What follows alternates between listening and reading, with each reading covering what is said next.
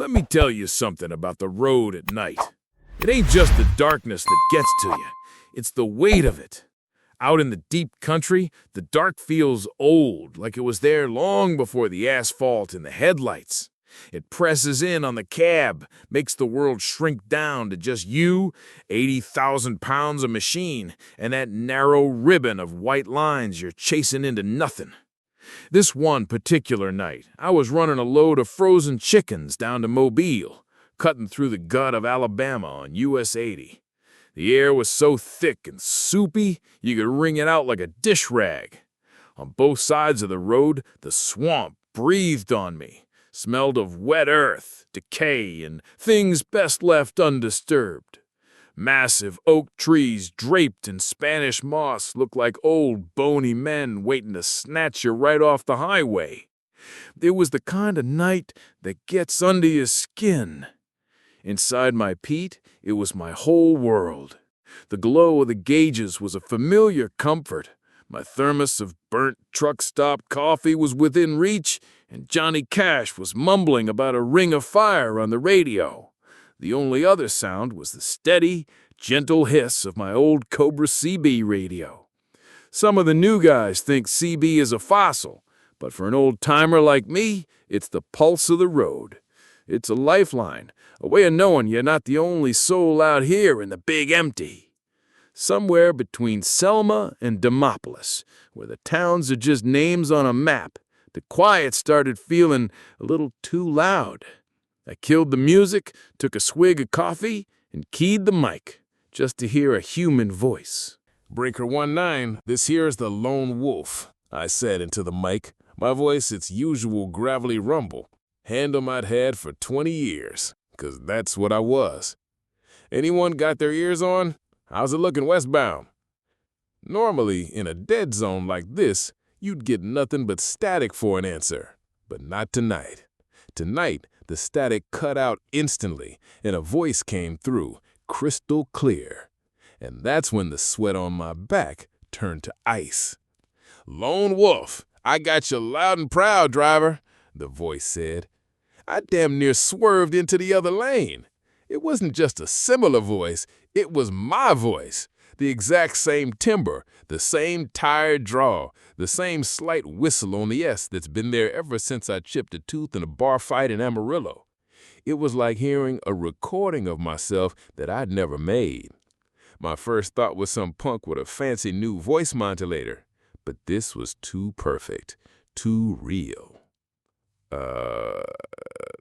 10-4 on that, I managed to say, my own voice sounding thin and strange in the cab.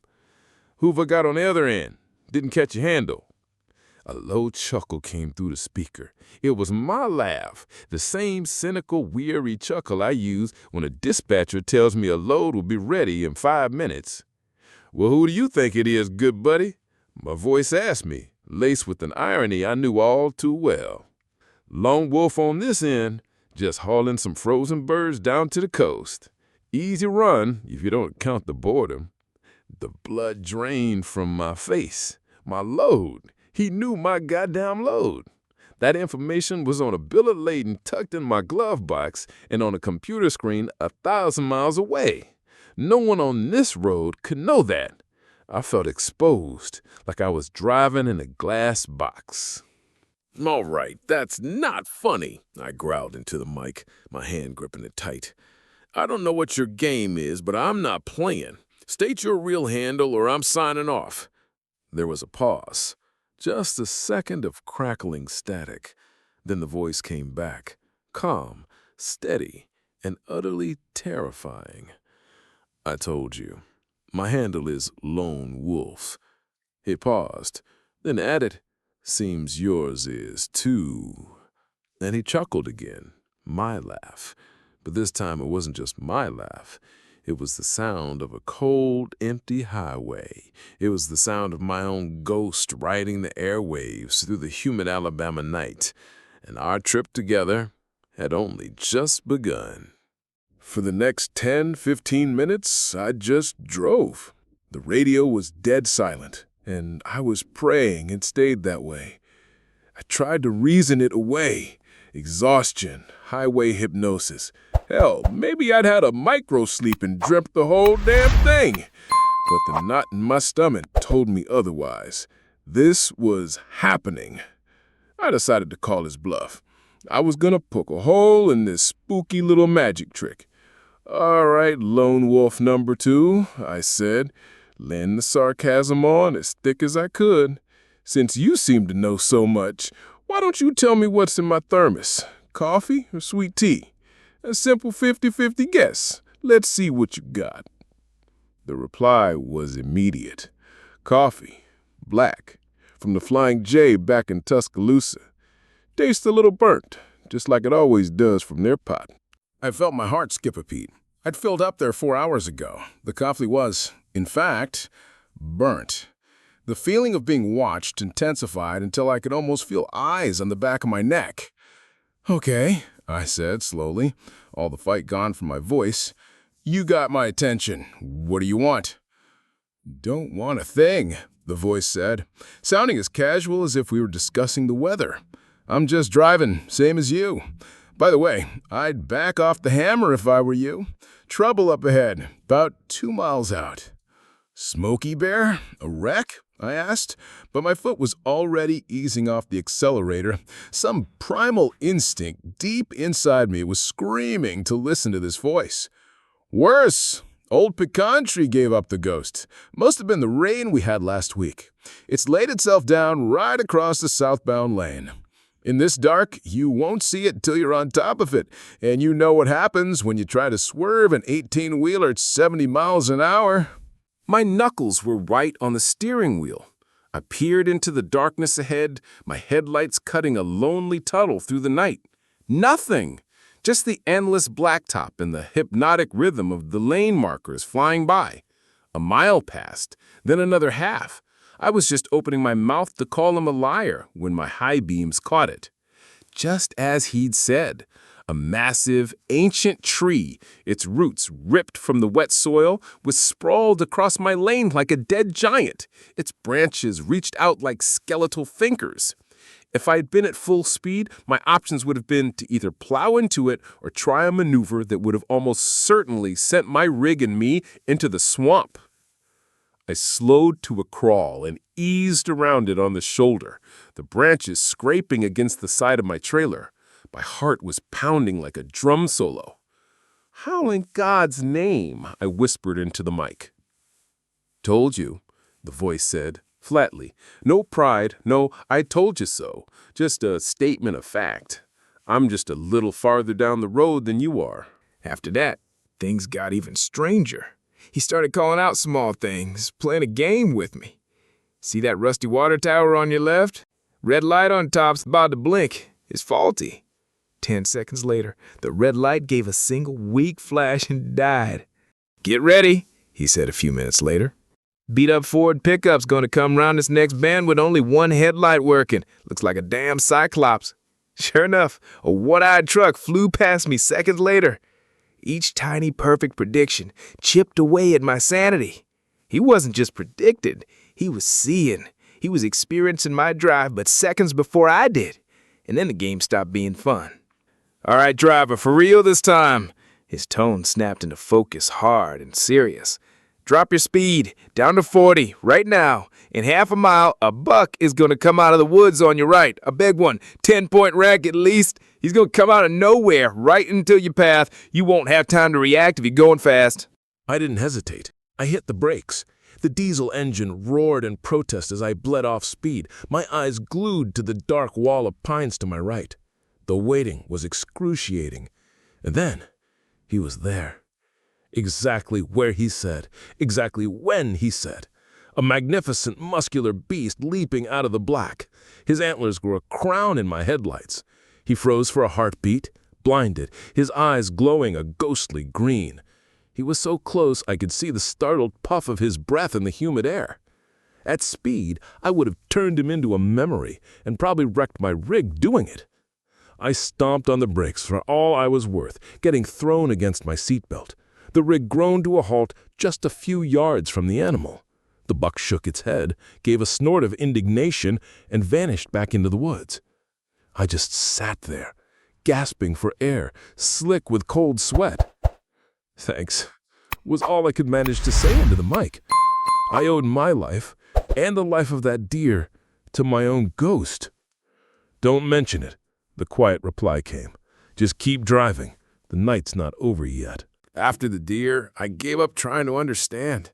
I just accepted it. I was no longer just a trucker hauling chickens. I was second player in some impossible cosmic event. The fear didn't leave, but it settled into a cold, heavy dread in the pit of my stomach. I wasn't in control anymore. I was just along for the ride. He started talking again, but this time it wasn't about the road ahead. It was about the road behind. My road. Remember that first rig you had? That old International that burned more oil than diesel? Cab was so drafty you could have flown a kite in it in the winter. He said, his voice laced with a nostalgia that felt stolen from my own mind. I said nothing, but he didn't need me to. He kept going, unlocking rooms in my memory I hadn't visited in decades. And that waitress in Tulsa, Lucy, with the butterfly tattoo on her wrist, you almost quit the road for her. Spent the next week listening to nothing but sad George Jones songs. I flinched. Lucy. I hadn't thought that name in 20 years. It was a private hurt, a story I had never told a single soul. But he knew. He spoke of it casually, like an old friend. He knew about the scar above my eyebrow from a fight in a Laramie truck stop. He knew I secretly wanted to cash it all in, buy a small cabin on a lake in Minnesota, and get a dog. He knew about my crippling fear of snakes that started when I was a kid. It wasn't just in my head. He was rummaging through the attic of my soul, pulling out dusty, forgotten boxes. He was my confessor, and he already knew all the sins. "Stop!" I finally choked out, my voice raw. "Please, just stop!" Why? There was no malice in his voice, just a flat, unnerving curiosity. It's all part of the trip. Every pothole, every sharp curve. Kid just pretend they weren't there. That's when it hit me. A truth so simple and so terrifying that it made my blood run cold. He wasn't a psychic. He wasn't a ghost in the traditional sense. He was an echo from a few seconds, a few minutes into my future. He wasn't predicting what I would see. He was remembering it. I made one last, desperate attempt to reclaim my sanity. I reached out and spun the dial on the CB, frantic. Channel after channel flew by, a chaotic mess of static and other truckers' chatter. None of it was my voice.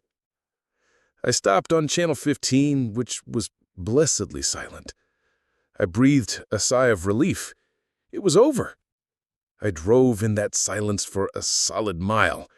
Then, like a man compelled, my own hand reached out and turned the dial back to channel 19. He was waiting. "It's no use," my own voice said, so quiet it was almost a whisper. "You can't outrun your own echo driver." He went quiet after that, but his silence was more menacing than his words. I felt his presence in every foot of pavement my truck consumed.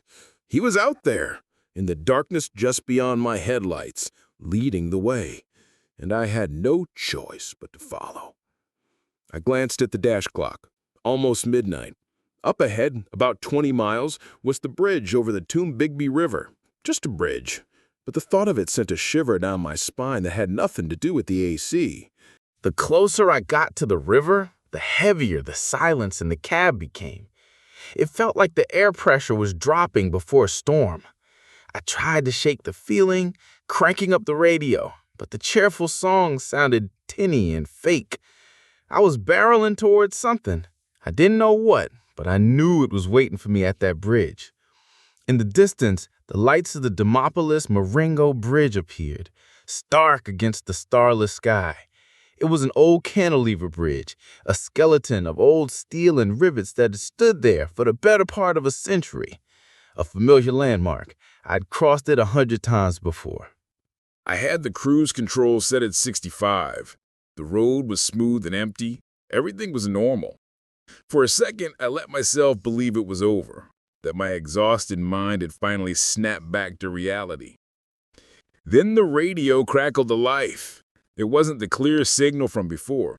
This was a burst of violent static, a sound like tearing metal. And through it, I heard him. His voice was different now. All the detachment, all the casual confidence was gone. It sounded faint, distorted, like it was coming from the bottom of a well. And it was filled with a profound final sadness. Too bad you won't have time to break on that bridge. The words weren't a warning. They were an epitaph, a final, factual statement. Too bad you won't have time to break.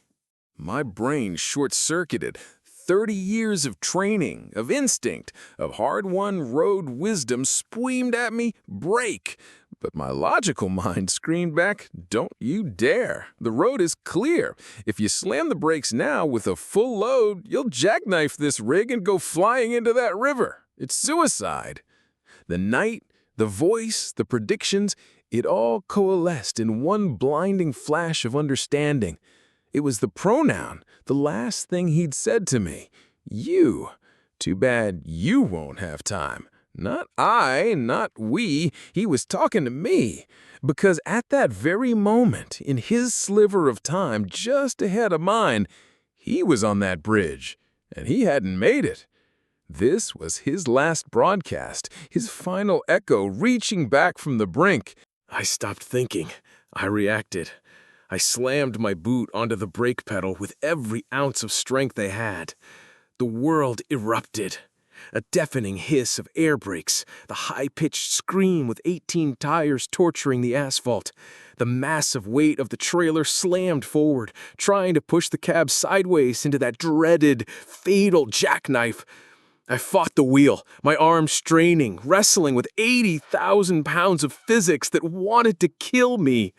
The cab bucked violently. The smell of burning rubber and hot metal filled the air. My Peterbilt skated, shuddered, and finally screeched to a halt, sideways across both lanes of the highway, its nose just inches from the first steel girder of the bridge. In the ringing silence that followed, I sat there, shaking, my heart hammering against my ribs.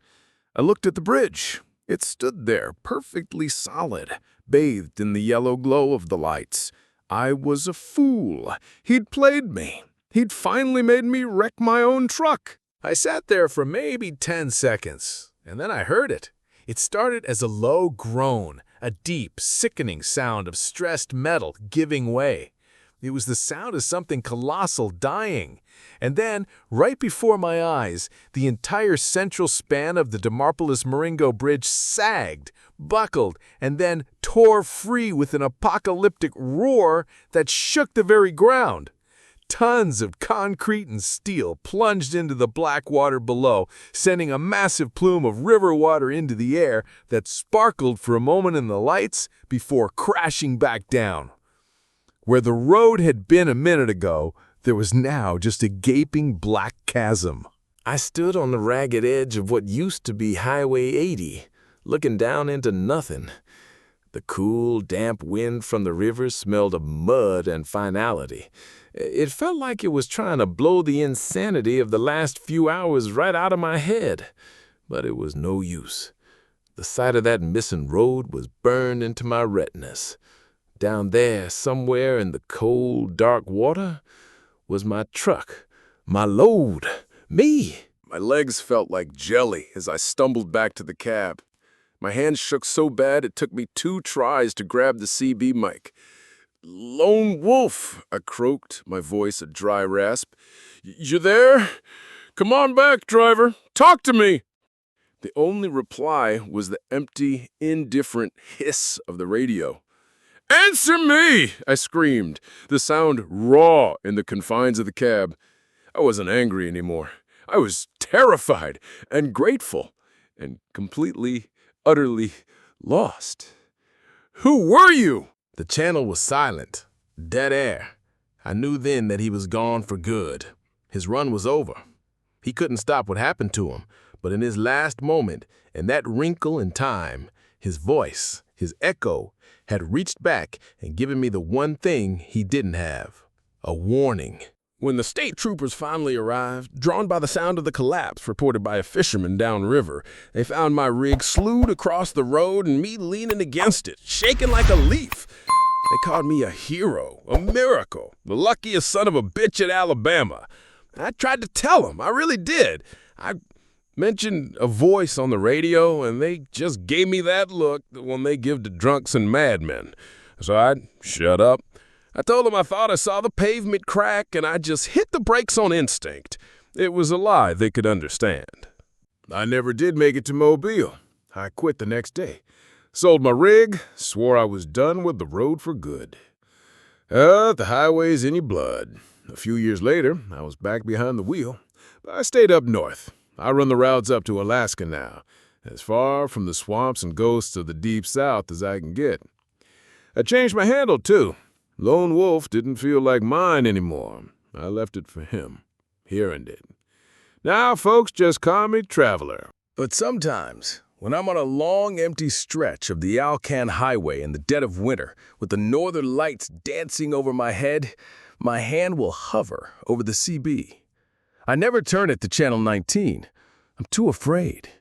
I'm terrified that one of these nights I'll hear that all too familiar, gravelly voice cut through the static. My voice. And it'll tell me, with that same sad, final tone, that there's black ice on the road ahead, and that this time, neither one of us will have time to break.